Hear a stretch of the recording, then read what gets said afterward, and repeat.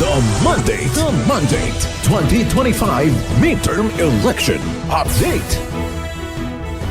Nasa 1,808 individuals na ang naaresto ng Philippine National Police dahil yan sa paglabag sa election gun ban.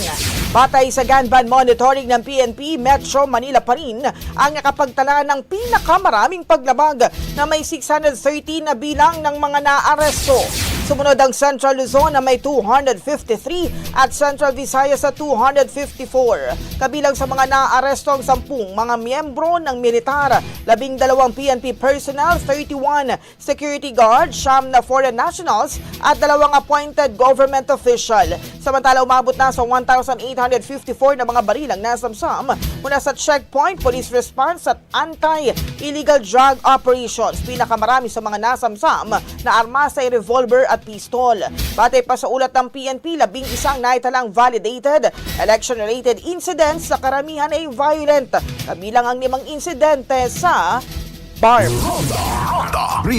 Ang bahaging ito ay hatid sa atin ng Maxan Mangosteen Santone Coffee. Max Healthy, Max Sarap.